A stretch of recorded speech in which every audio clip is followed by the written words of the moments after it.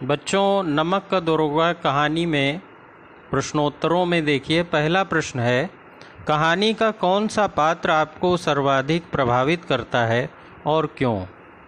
उत्तर होगा, कहानी का नायक वंशीधर हमें सर्वाधिक प्रभावित करता है, क्योंकि वंशीधर सत्यनिष्ठ और चरित्रवान दारोगा है।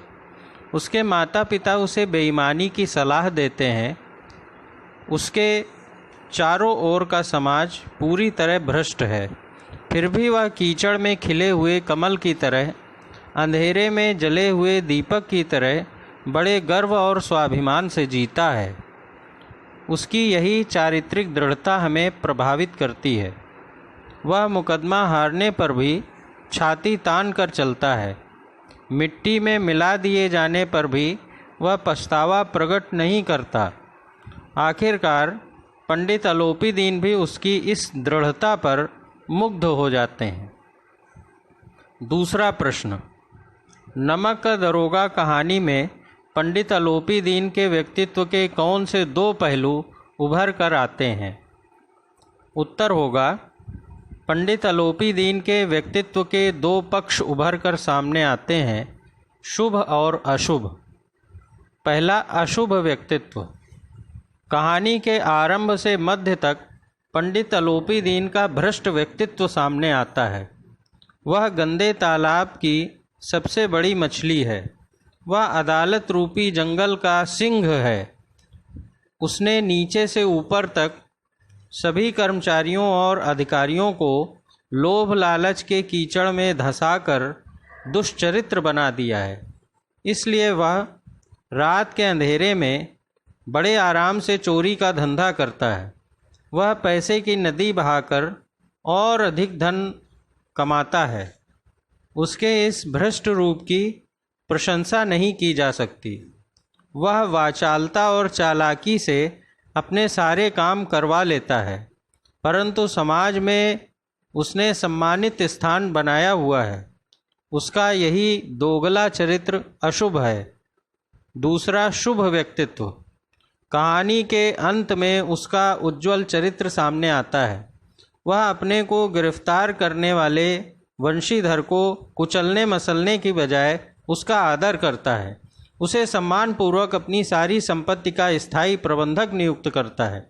उसकी यह गुण ग्राहकता हमें प्रभावित करती है। अब इसके बाद देखिए तीसरा प्रश्न। कहानी के लगभग सभी पात्र समाज की किसी न किसी सच्चाई को उजागर करते हैं। निम्नलिखित पात्रों के संदर्भ में पाठ के उस अंश को उद्धृत करते हुए बताइए कि ये समाज की किस सच्चाई को उजागर करते हैं। पहला है वृद्ध मुंशी। तो उत्तर है, वृद्ध मुंशी के चरित्र से समाज के भ्रष्ट चरित्र का परिचय मिलता है। आजकल बड़े बूढ़े माता पिता सभी भ्रष्टाचार करने में जरा भी शर्म महसूस नहीं करते। वे अपने बच्चों को भी रिश्वतखोरी या ऊपरी आय बनाने की सलाह देते हैं।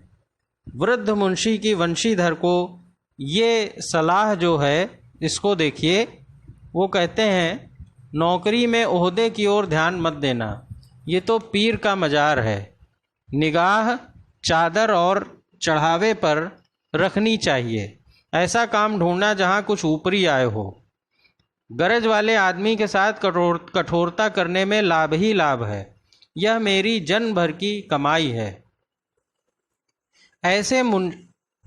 ऐसे मुंशी अपने बेटे की ईमानदारी पर पीठ थपथपाने की बजाय इन शब्दों में कोसते हैं, पढ़ना लिखना सब अकारथ गया। दूसरा है वकील। आजकल समाज में वकीलों का एक ही लक्ष्य रह गया है कि किस तरह कानूनी या गैर कानूनी काम की परवाह किए बिना धन लूटा जाए। जब नमक पर पाबंदी लगी और नमक के दरोगा का पद महत्वपूर्ण हो गया, तो सभी वकील यही चाहने लगे कि वे वकालत छोड़कर इस विभाग के दरोगा बन जाएं। सरकारी हो या गैर सरकारी वकील, वे न्याय की जीत पर खुश होने की बजाय अपने मुवक्किल की जीत पर खुश होते हैं। वे न्याय का गला दबाकर भी खुशी मनाते हैं। न्याय की इससे बड़ी पराजय नहीं हो सकती। यह उदाहरण देखिए, वकीलों ने ये फैसला सुना और उछल पड़े। इसके बाद अगला देखिए, शहर की भीड़। शहरवासी किसी के दुख में तमाशे जैसा मजा लेते हैं। उन्हें नए नए रावण देखने में मज़ा आता है। हालांकि वे स्वयं भी भ्रष्ट आचरण में लिप्त होते हैं, फिर भी किसी भ्रष्टाचारी की कलई खुलने पर उसे पापी कहने में, उसका जुलूस निकालने में नहीं चूकते। एक उदाहरण देखिए। जब दूसरे दिन पंडित अलोपी दीन अभियुक्त होकर कांस्टेबलों के साथ हाथों में हथकड़ियाँ, हृदय में ग्लानि और क्षोभ भरे, लज्जा से गर्दन झुकाए अदालत की तरफ चले तो सारे शहर में हलचल मच गई। मेलों में कदाचित आंखें इतनी व्यग्र न होती होंगी।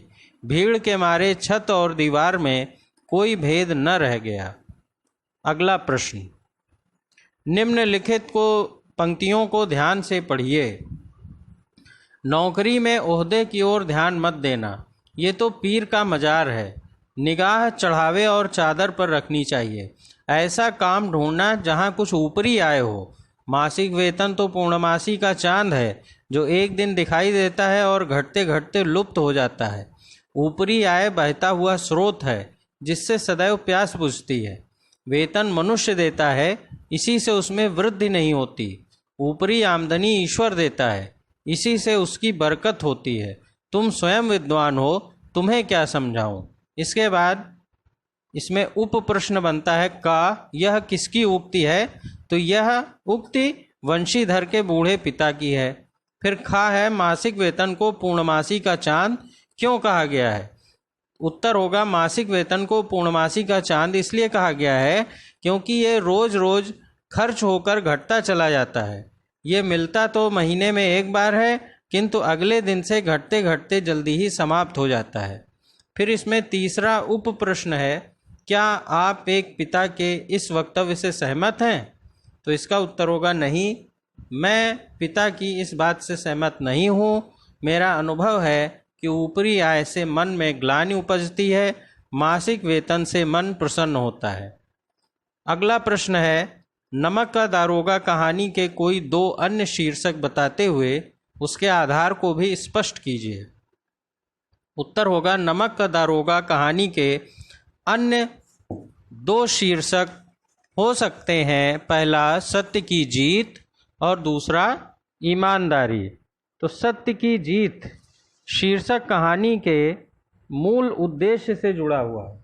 वंशीधर सत्य के पथ पर चलता हुआ बहुत संघर्ष करता है, अंततः उसी की जीत होती है। दूसरा शीर्षक ईमानदारी। यह शीर्षक ईमानदारी के महत्व को रेखांकित करता है। ईमानदारी जितनी जितनी दुर्लभ होती जाती है, उतनी उतनी मूल्यवान होती जाती है। इसके बाद छठा और अंतिम प्रश्न है, कहानी के अंत में अलोपी दीन के वंशीधर के नियुक्त करने के पीछे क्या कारण हो सकते हैं, तर्क सहित उत्तर दीजिए। आप इस कहानी का अंत किस प्रकार करते।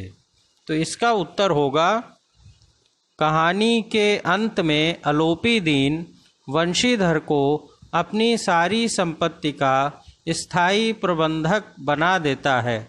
वास्तव में उसे लोगों पर विश्वास नहीं है। उसने आज तक बिकाऊ, बेईमान और भ्रष्ट लोग ही देखे हैं। उसने रिश्वत और लालच से सबको डिगा दिया। केवल वंशीधर ही था जो हजारों रुपयों की रिश्वत के सामने अडिग रहा। उसे अपनी संपत्ति की सुरक्षा के लिए ऐसा ही दृढ़ चरित्र, ईमानदार और कठोर प्रबंधक चाहिए था। इसलिए उसने उसे नियुक्त कर लिया। मैं इस कहानी का इसी प्रकार से अंत करता। तो बच्चों, ये इसके प्रश्नोत्तर हुए नमक का दारोगा कहानी के। इनको आप ध्यान से सुनिए और उसको लिख करके अभ्यास करिए, लिखने में अशुद्धियाँ न हों।